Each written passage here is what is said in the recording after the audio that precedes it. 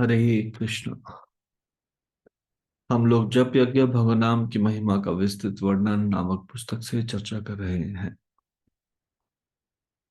हम इसके दूसरे भाग नाम तत्व का रहस्य के दूसरे अध्याय पहला अपराध से चर्चा कर रहे हैं। अभी तक जो हमने चर्चा की उसके आगे की चर्चा इस प्रकार से।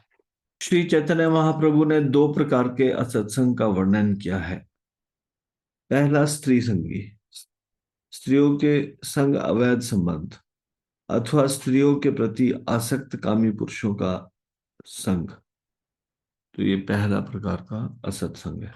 दूसरा, कृष्ण भक्त चार प्रकार के अभक्तों का संग। ये चार प्रकार कौन से हैं? मायावादी, नास्तिक, ईर्ष्यालु और पाखंडी भौतिकतावादी भक्त। तो दो प्रकार के असत्संग क्या हुए? एक तो स्त्री संगी, स्त्री का संग या फिर स्त्री संगी का संग, ये पहला प्रकार का। और एक अभक्त का संग, ये दूसरा प्रकार का। ये दो असत्संग है। अभक्त के संग में ये चार प्रकार के अभक्त बताए गए। मायावादी, नास्तिक, ईर्ष्यालु विषय व्यक्ति और एक पाखंडी भौतिकतावादी भक्त। अभक्तों के संग के त्याग के अंतर्गत देवताओं के उपासक भी आते हैं। अर्थात जो भगवान को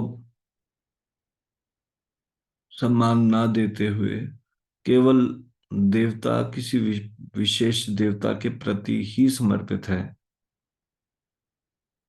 तो उनके भी संग के त्याग की आवश्यकता है।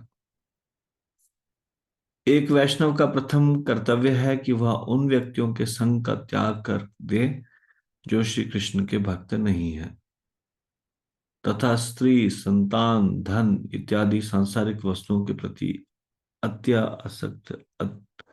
आसक्त है। श्रीमद् भागवतम के पांचवें स्कंद के 8वें अध्याय के 10वें श्लोक के तात्पर्य में बताया गया, प्रभुपाद जी ने बताया। तो अगर हमको भक्ति करनी है और भक्ति में आगे सफलता प्राप्त करनी है, तो यहाँ पे बताया जा रहा है पहला कर्तव्य है एक वैष्णव का। पहला कर्तव्य, हाँ, क्या कर्तव्य है? असत संग को त्यागे। और यहाँ पे श्रीमद् भागवतम में जो कृष्ण के भक्त नहीं है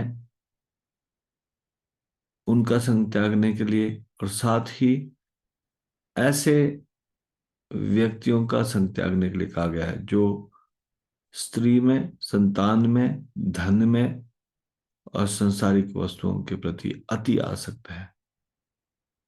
वैष्णव अपराध का मुख्य कारण असत संग अर्थात विषयी लोगों का संग है, जिसके कारण व्यक्ति भक्तों के प्रति ईर्ष्यालु हो जाता है, भौतिक मापदंडों के अनुसार उनका विवेचन करने लगता है तथा उनमें दोष देखने लगता है। एक गंभीर भक्त को जप में सिद्धि प्राप्त करने हेतु असत संग का पूर्णतया त्याग कर देना चाहिए। एक गंभीर भक्त को जप में सिद्धि प्राप्त करने हेतु असत संग का पूर्णतया त्याग कर देना चाहिए। जो ऐसे व्यक्तियों का संग करने से बचकर रहता है वह भाग्यशाली बन जाता है। पति पत्नी कृष्ण भावना भावित पारिवारिक जीवन में एक साथ रहते हैं, शास्त्र उसे असत्संग नहीं कहते। तथापि वह व्यक्ति जो धर्म के नियमों को तोड़कर स्त्रियों का संग करता है दुष्ट है, ऐसा शास्त्रों का मत है। तो आज हम यहीं तक चर्चा करेंगे। इससे आगे की चर्चा हम कल करेंगे। श्री जप यज्ञ की जय, श्री हरिनाम संकीर्तन की जय, श्री राम प्रभु की जय, शिल प्रभुपाद की जय। निताई गौर प्रेमानंदे। हरि हरि बोल।